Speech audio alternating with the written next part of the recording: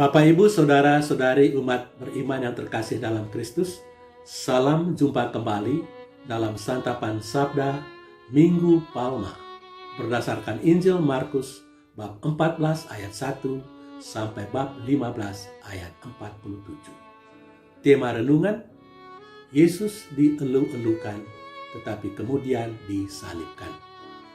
Bapak, Ibu, Saudara-saudari terkasih, pernah diceritakan bahwa ketika pelukis terkenal Leonardo da Vinci diminta untuk melukis perjamuan malam terakhir di loteng Capella Sixtina di Roma, ia kesulitan mendapatkan model-model khususnya untuk melukis wajah Yesus. Tetapi setelah mencari kemana-mana, dia akhirnya menemukan seseorang yang sungguh-sungguh mencerminkan sikap Yesus yang rendah hati, berbelas kasih, lemah lembut, dan suka mengampuni. Dalam waktu yang relatif singkat, Da Vinci berhasil menggambar wajah Yesus. Demikian juga ketika dia melukis wajah rasul-rasul, Petrus, Yakobus, Andreas, Yohanes, dan lain-lain. Kesulitan muncul lagi ketika ia harus melukiskan wajah Yudas Iskariot. Ia tidak mendapatkan seorang model yang sungguh-sungguh mencerminkan watak Yudas Iskariot yang cemburu, rakus, ambisius, dan seterusnya. Sesudah lama, akhirnya dia menemukan seorang terdakwa di ruang pengadilan. Orang itu dituduh sebagai pembunuh, penipu, dan pengkhianat. Ketika Leonardo da Vinci melukis wajah orang itu, tiba-tiba saja ia menangis. Ketika Da Vinci bertanya mengapa dia menangis, maka orang itu menjawab, "Apakah Tuhan sudah lupa? Beberapa tahun lalu saya menjadi model untuk melukis wajah Yesus. Tetapi sekarang saya menjadi model untuk melukis wajah Yudas Iskariot." Leonardo da Vinci terkesima.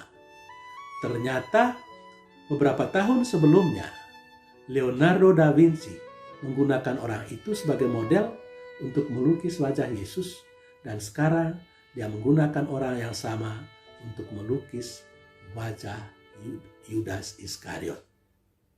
Orang itu telah berubah dari orang yang baik seperti Yesus menjadi orang yang jahat seperti Yudas Iskariot.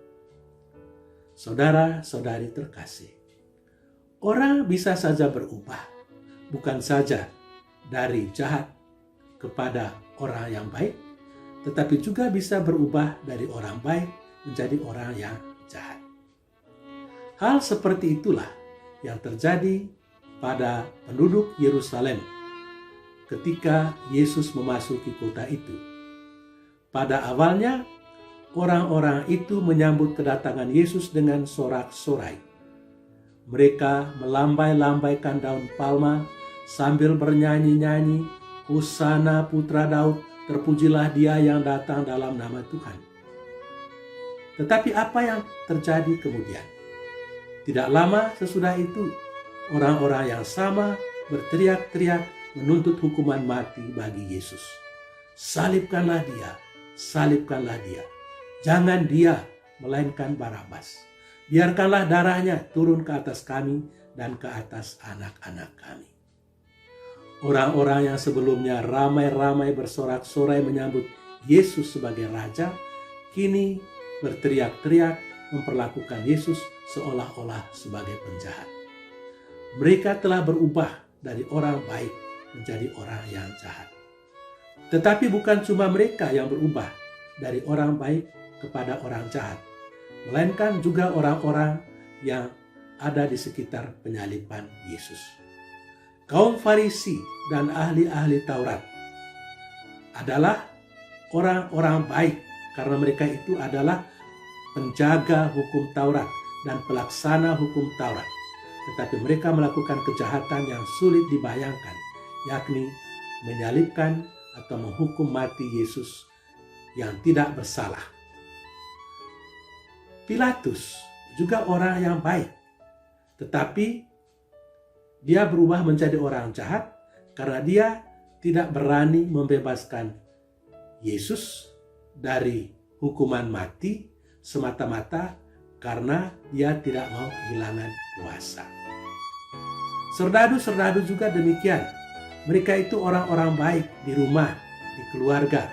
Tetapi mereka menjelma menjadi orang-orang jahat karena mereka itulah yang kemudian mengeksekusi, menyalibkan Yesus sehingga Yesus mati di kayu salib. Saudara-saudari terkasih, orang bisa saja berubah dari orang-orang baik menjadi orang-orang yang tidak baik. Tetapi sebagai orang-orang Kristiani, kita hendaknya selalu berusaha untuk berubah dari hal-hal yang kurang baik kepada hal-hal yang baik, atau dari hal-hal yang baik kepada hal-hal yang lebih baik. Selama masa Prapaskah ini, kita telah berusaha untuk berubah dari hal-hal yang kurang baik menjadi hal-hal yang baik, atau dari hal-hal yang baik kepada hal-hal yang lebih baik. Maka semoga Tuhan mengganjari kita dengan rahmat-Nya yang berlimpah. Tuhan memberkati kita. Amin.